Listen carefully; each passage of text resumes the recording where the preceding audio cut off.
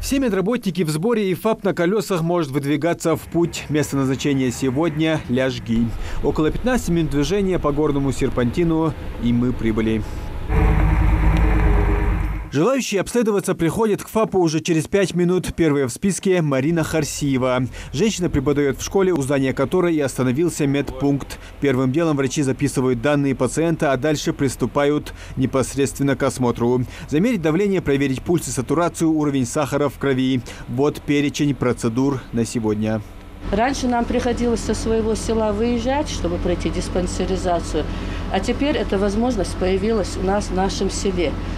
И за это, конечно, большое спасибо, так как нам очень удобно в своем селе пройти диспансеризацию. Следующий в очереди на осмотр Магомед Хутиев. Дедушка недавно переболел ковидом. Болезнь проходила тяжело, была высокая температура, общая слабость. А последствия в виде кашля все еще дают о себе знать. По результатам осмотра у него все хорошо. Можно хоть сегодня жениться, шутят врачи.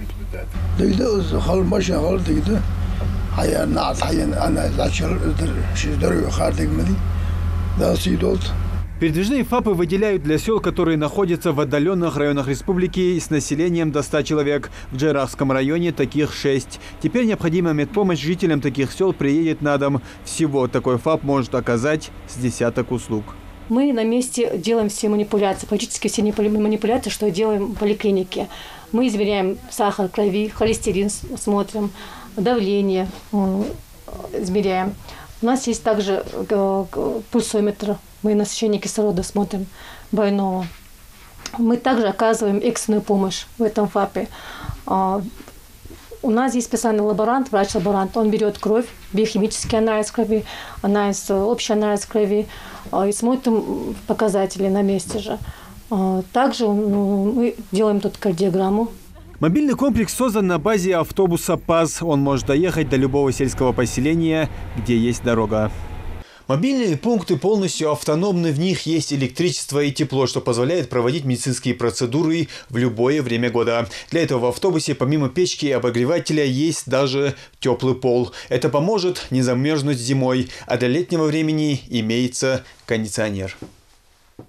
Помимо ФАПа на колесах Джайрахская больница получила еще и мобильный флюорограф и маммограф. Для получения услуг последнего жителям горного района приходилось ездить в другие районы республики. Мы сможем планово выехать, собрать уже непосредственно наших больных и провести эту диспансеризацию здесь. То есть не ждать, пока эти люди сами смогут каким-то образом добраться до нашей больницы. Очень хорошо, что у нас сейчас есть передвижной флюорограф и маммограф. То есть мы решили немножко спланировать свои выезды.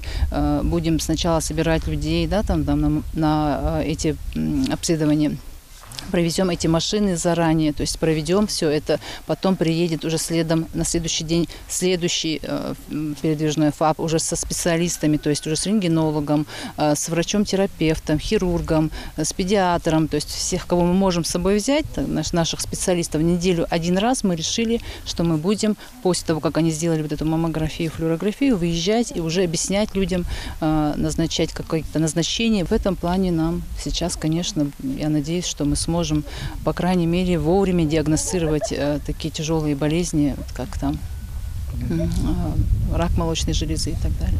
18 передвижных медпунктов Ингушетия получила в декабре 2021 года. Все они закуплены в рамках регионального проекта нацпроекта здравоохранения. Из общего числа 16 машин – это ФАПы, 1 передвижной флюорограф и машина лучевой диагностики. Муслим Ганиев, Мухаммед Белакиев. Новости 24.